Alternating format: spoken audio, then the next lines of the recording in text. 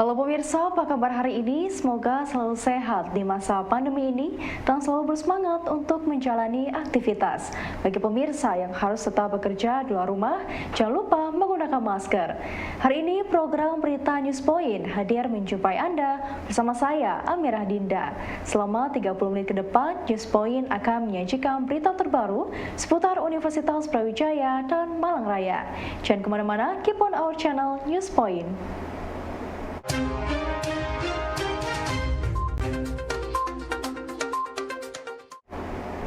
Pemirsa, prediabetes merupakan pencetus diabetes mellitus tipe 2 yang telah menjadi permasalahan kesehatan global tidak terkecuali di Indonesia. Indonesia menjadi negara dengan jumlah penderita diabetes terbesar kelima di dunia. Hal ini dianggap cukup mengkhawatirkan karena diabetes merupakan ibu dari berbagai penyakit serius yang bisa meningkatkan risiko morbiditas dan mortalitas pasien. Pencegahan primer ini adalah orang-orang yang punya faktor resiko tinggi untuk menjadi pasien diabetes itu diintervensi, ya, kita sebut sebagai dengan pencegahan primer. Ya.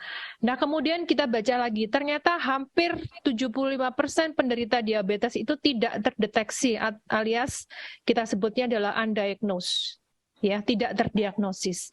Sehingga pentingnya deteksi dini perlu dilakukan dan jangan malu, jangan takut. Karena kalau kita melihat ya, sebagian besar mungkin teman sejawat atau mungkin masyarakat menyampaikan, udah dok saya nggak mau periksa nanti ketahuan sakitnya apa gitu ya. Padahal semakin dini kita mengetahui penyakit itu, maka kita bisa melakukan intervensi yang lebih optimal.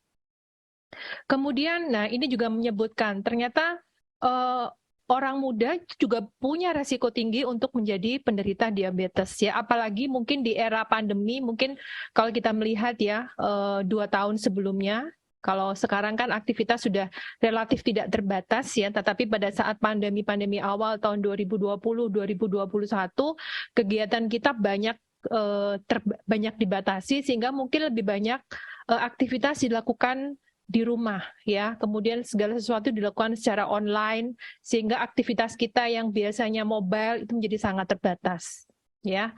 Kemudian kalau kita melihat lagi, ternyata bukan cuma orang-orang di usia produktif, pemerintah sudah memperhitungkan bagaimana menyiapkan strategi untuk mencegah diabetes pada anak.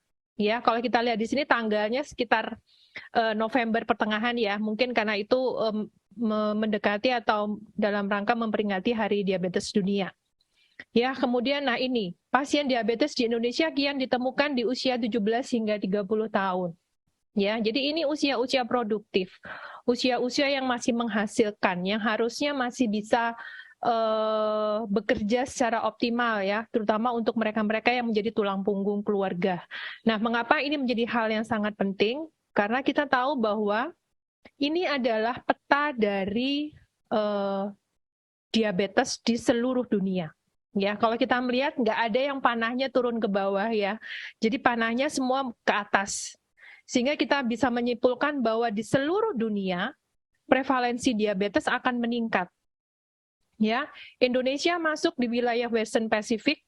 Ya, nah kalau kita lihat di sini ya, kita bandingkan dengan wilayah-wilayah lain. Western Pacific ini sebagian besar Asia plus Australia ya. Ada 260 juta pada prediksi tahun 2045. Saat ini 206 juta. Kita bandingkan dengan seluruh wilayah yang lain, ternyata ini yang paling tinggi. Ya, Southeast Asia 90 juta, Europe 60 juta. Ya, kemudian Middle East sekitar 70 juta, Afrika 24 juta, South and Central America 30 juta, ya, North America 50 juta. Sementara di Western Pacific, salah satunya adalah negara kita yang tercinta ini Indonesia, ternyata sudah ada 200 juta penderita diabetes dan prediksinya ya akan meningkat hampir 30%. Ya, jadi jumlahnya tidak makin turun tapi meningkat. Ya, meskipun itu terjadi tidak hanya di Indonesia tapi di seluruh negara di dunia.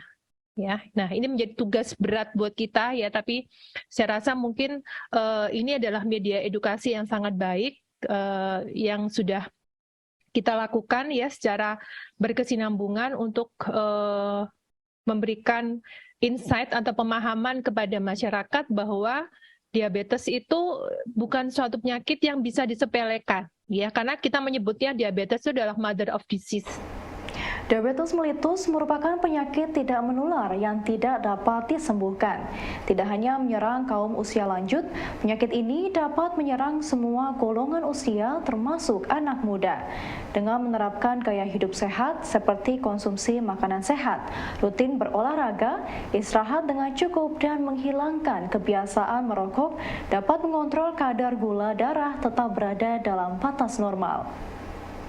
Kami ingin menghadirkan topik edukasi ini yang tentunya dibutuhkan oleh masyarakat kita, yaitu terkait gaya hidup sehat untuk mencegah penyakit diabetes mellitus sebagai bentuk upaya untuk mewujudkan derajat kesehatan masyarakat menuju kemakmuran yang berkelanjutan. Kita tahu bahwa semakin meningkatnya penyakit tidak menular seperti hipertensi, diabetes mellitus, gangguan pembuluh darah, seperti jantung dan metabolic syndrome, merupakan efek pola hidup dewasa ini yang cukup mengkhawatirkan.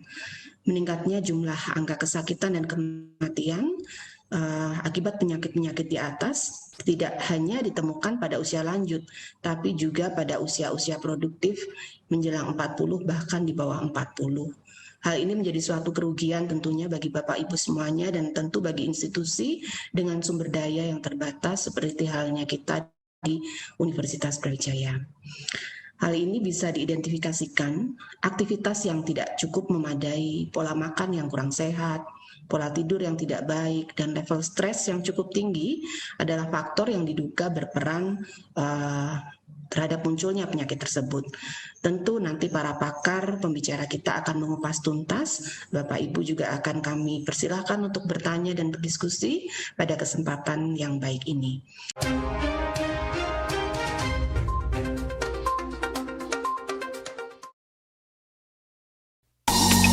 Mulai kuliah itu di Fakultas Pertanian Universitas Brawijaya tahun 1965 dan setelah itu selesai tahun 1974. Dalam meraih cita-cita itu harus fokus. Yang utama adalah fokus, jangan sampai ke berpikiran yang lain.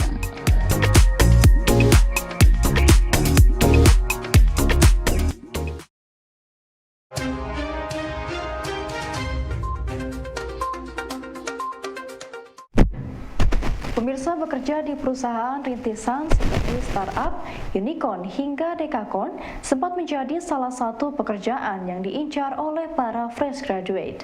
Tapi kondisi ini sepertinya mulai berubah. Hal ini ditandai dengan semakin banyaknya perusahaan startup yang melakukan pemutusan hubungan kerja atau PHK.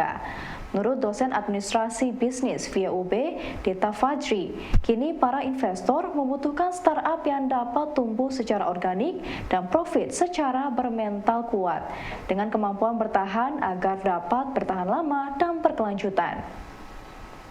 Kalau kita bicara perspektif investor yang berubah, gitu, kita juga harus tahu bahwa sebenarnya kita harus juga memahami bahwa kemudian startup hari ini yang kita sebut sebagai unicorn itu bukan lagi menjadi fokus utama atau menjadi appetite gitu dari investor global hari ini, bahkan investor lokal gitu. Jadi investor lokal hari ini atau bahkan global tidak mencari mereka yang punya potensi sekedar menjadi unicorn gitu, tapi juga mencari startup yang punya potensi menjadi camel. Camel itu unta, Mas, gitu.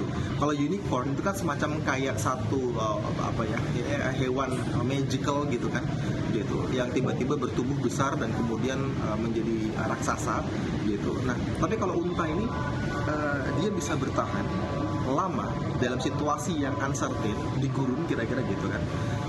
Minumnya sedikit-sedikit tapi sustain, meskipun kemudian untanya segitu-gitu aja nggak besar gitu. Jadi yang dicari hari ini adalah sustainability, bottom line yang positif, artinya net profit yang positif, untuk raising fund ke investor juga nggak terlalu banyak dan dengan runway yang panjang gitu. Jadi kalau teman-teman mungkin sekarang startup baru bermunculan, berpikirlah untuk kemudian tidak hanya sekedar menjadi unicorn, tapi juga berpikir untuk menjadi camel yang minumnya sedikit-sedikit tapi bisa bertahan dalam keadaan yang certain dan dalam waktu yang panjang, runway-nya panjang. Pentingnya penguatan kemampuan mahasiswa yang nantinya akan terjun ke dunia kerja menjadi alasan Fakultas Ilmu Komputer atau Filkom UB menghadirkan para pakar yang akan membahas terkait dengan rekayasa informasi dan teknologi untuk pemulihan kehidupan pasca pandemi. Ketua Program Studi Sarjana Teknik Komputer, Berlian Henry Rarnu Prasetyo menjelaskan, mahasiswa perlu diberi pengetahuan dan pengalaman dalam menghadapi dunia kerja khususnya di bidang ilmu komputer. Kuliah tamu ini merupakan hal yang sangat penting untuk mahasiswa karena untuk sesi kuliah tamu pertama ini dari Pak Romi ini, beliau ini sudah sangat populer di Indonesia untuk bidang ilmu komputer. Itu kalau tahu dulu websitenya Pak Romi itu yang ilmukomputer.com itu sejak tahun 2000 saya dulu juga banyak baca di sana. Jadi beliau ini sepertinya bapak edukasi komputer di Indonesia gitu ya. Jadi banyak hal nantinya kuliah tamu ini beda dengan kuliah biasa.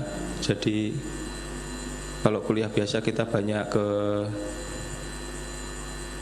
hard skill ya. Jadi pengalaman-pengalaman Pak Romi di dunia ilmu komputer ini tolong bisa diserap oleh teman-teman mahasiswa, karena memang di perkuliahan itu kita nggak dapat pengalaman-pengalaman bagaimana mengatasi dunia kerja. Nah, beliau ini sangat memiliki kompetensi di bidang itu selain di bidang ilmu komputernya. Jadi mohon teman-teman rileks saja, dinikmati kuliah tamunya, didapatkan informasi sebanyak mungkin, mudah-mudahan bermanfaat selama setengah hari ke depan. Meskipun dampak positif ASI eksklusif diketahui memiliki banyak manfaat bagi ibu dan bayi, namun pemberian ASI eksklusif masih terbilang sangat rendah. Pada tingkat global, cakupan ASI eksklusif di dunia adalah 30 hingga 50%, sedangkan di Indonesia berada pada kisaran 35,7%. Meskipun adanya regulasi yang ditujukan untuk melindungi praktik ASI eksklusif, namun cakupan ASI eksklusif tetap rendah, terutama untuk ibu balita yang sedang bekerja. Midwifery led care model itu adalah asuhan kebidanan untuk ibu menyusui. Ya, bagian dari asuhan kebidanan salah satunya adalah bagaimana bidan mendampingi ibu menyusui. Saya kira sangat penting karena cakupan ASI eksklusif di Indonesia sendiri ini masih rendah, masih 52%. Nah, perlu kita meningkatkan cakupan itu dengan peran bidan dalam model asuhan kebidanan, bagaimana mendampingi ibu menyusui secara tepat untuk bisa berhasil ASI eksklusif 0 sampai dengan 6 bulan bahkan 2 tahun.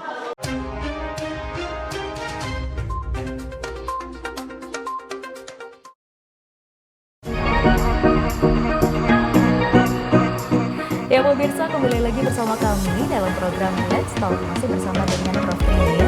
Sebetulnya memang bidang saya itu manajemen reproduksi. Ya pemirsa, kembali lagi bersama kami dalam program Let's Talk, masih berbincang dengan tema ekowisata. Ekowisata ini sebenarnya konsep baru. Jadi konsep ini lahir setelah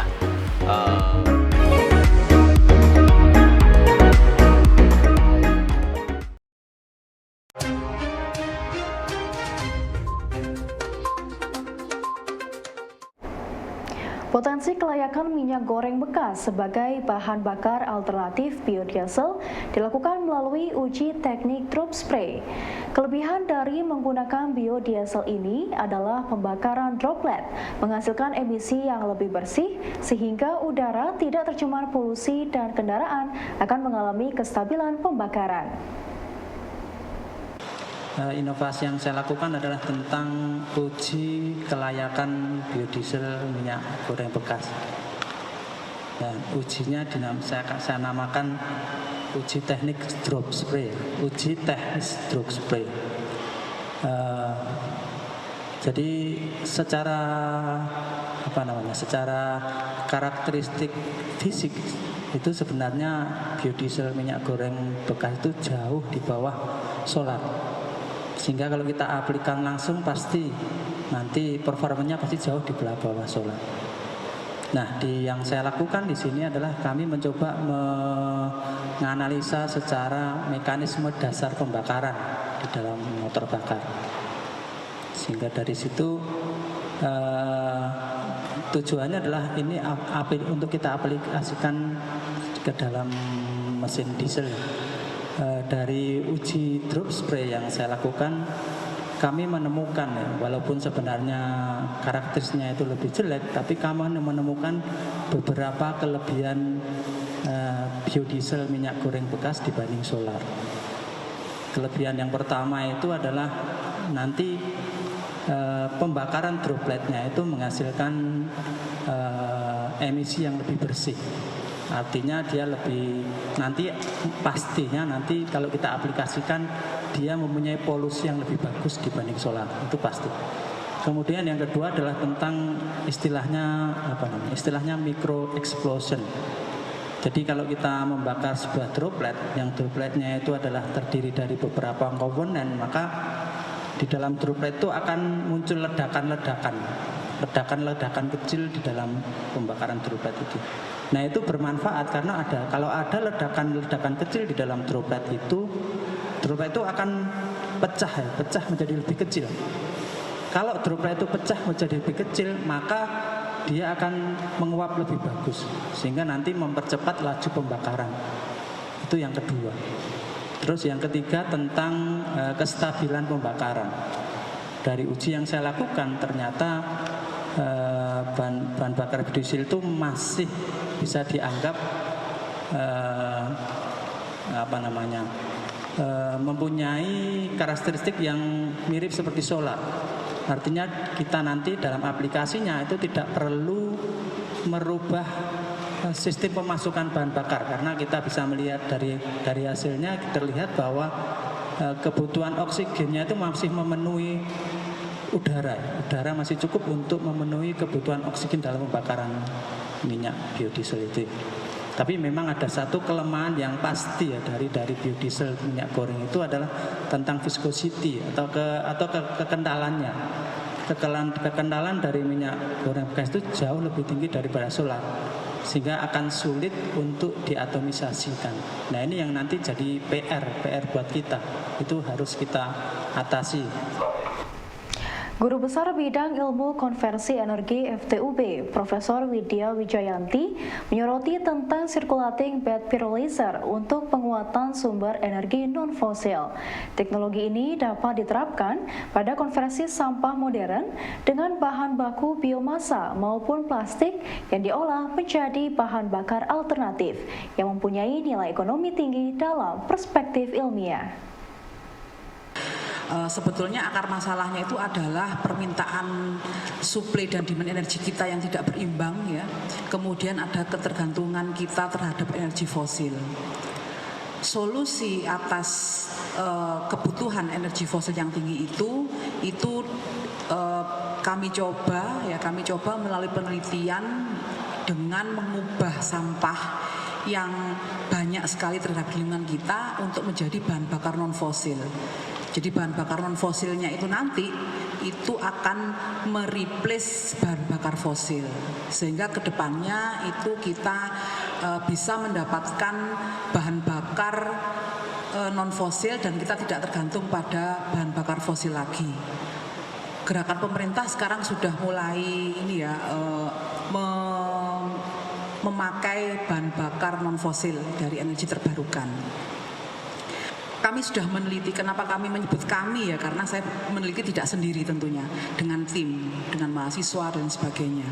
Kami sudah meneliti hal ini sekitar 10 tahun ya. Jadi 10 tahun dan ternyata di dalam proses pirolisis itu yang penting adalah reaktornya. Jadi kami membuat namanya engineering scientific analysis namanya, nama kerennya ya, nama Indonesianya ya analisis ilmiah tentang optimasi desain reaktor ini. Jika peneliti lain itu masih meneliti misalnya optimasi desain dari sisi mechanical engineering, atau chemical engineering, maka kami atau saya menggabungkan atau menyinergikan optimasi reaktor ini dari dua sisi, mechanical engineering dan chemical engineering. Apa saja yang kami amati? Yang kami amati adalah bagaimana reaktor itu saat dijalankan, bagaimana distribusi temperatur di dalam reaktor itu, ya, sehingga nanti materialnya itu bisa tahan, bahan bakar yang dihasilkan itu sesuai dengan rencananya. Pemirsa, informasi tadi sekaligus menutup perjumpaan kita hari ini. Jangan lupa saksikan News Point setiap hari pukul 19.30 waktu Indonesia Barat hanya di WTV, Televisi Pendidikan Universitas Brawijaya. Saya Amrah Dinda dan seluruh kru yang bertugas pamit undur diri. Tetap patuhi protokol kesehatan, wajib menggunakan masker. Terima kasih dan selamat beraktivitas.